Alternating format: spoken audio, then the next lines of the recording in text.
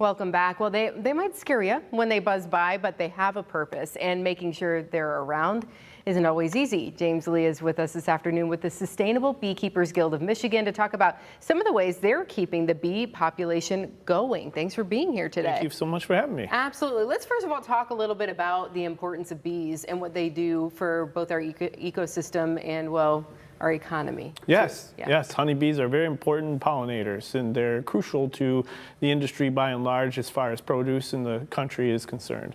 Also globally, both locally and globally. So if you enjoy having oranges, fresh oranges, and produce and other vegetables available to you year-round, honeybees are playing a vital part of that. Yeah, and I know even my backyard garden, I know that I need to plant some flowers near my vegetable plants so that I can attract those pollinators to come and give me some tomatoes and cucumbers and all those good things too. Yes. So, but we've heard talks over the years about, oh, there's a declining bee population or this. Is there any truth to that or any data there? So the honeybees are definitely not necessarily in trouble as far as they're concerned, but as far as our dependence on them, this is where the trouble kind of lies. And they're facing some very crucial issues for pests, pathogens, and other stressors that impact their ability to survive in the environments that we place them, especially when it comes to pollination. Yeah, so if we have a lot of them all together, that can create some, disease, pathogens, as you mentioned, things like that? Yeah, so our organization focuses on helping individuals, beekeepers, and others raise more sustainable bees, raise bees that can weather resist the varroa pest, the varroa destructor, which is a mite. It's about the size of a tick, if you will, and is an arachnid that feeds on the honeybees and spreads viruses and pathogens. So we help beekeepers understand how they can raise bees that are resilient or more resistant to these stressors.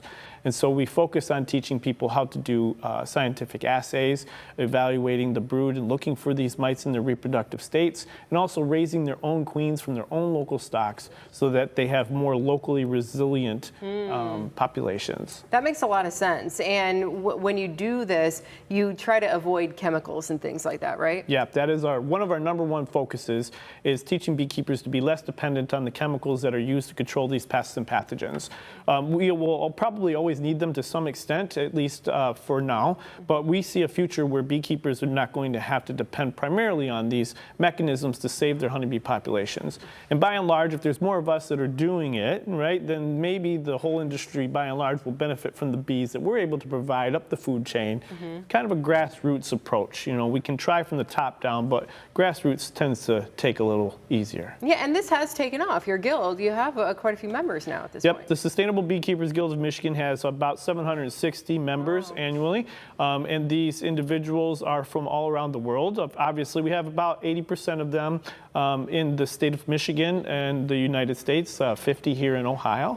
And we focus on virtual representation. Individuals can join for our monthly meetings and hear speakers from all across the globe. And we're bringing scientific data-based information to individuals to put into their practice and increase their education and the access to good education to raise better bees. Do you think that this is something that is kind of growing in popularity in terms of people wanting to become beekeepers and manage their own hives? Yes, yes, definitely something that's growing in popularity and has done so for quite a long time. When people hear that the bees need help, they want to help naturally, right? We want to help somebody or something that's very vital to our ecosystem. And bees are cool, and once you get the bug,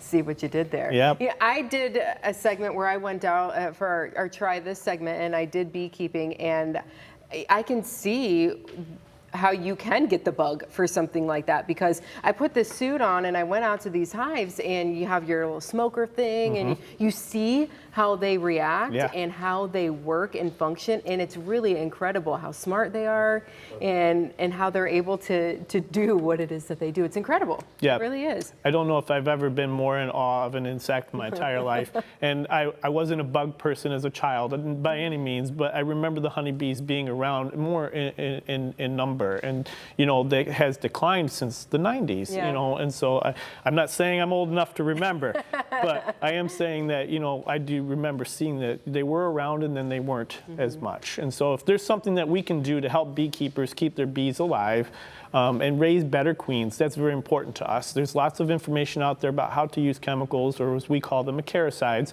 But there's not a lot of information about how to do it or take this approach. So we're trying to bring as much of that information to people as possible. And you mentioned raising the good, strong queens so that they can, sustain themselves. Yeah. In the particular region where they are too, which is important. Correct. And in the last couple of years, the Northern Queen Initiative, it's a 501c3, this is our nonprofit.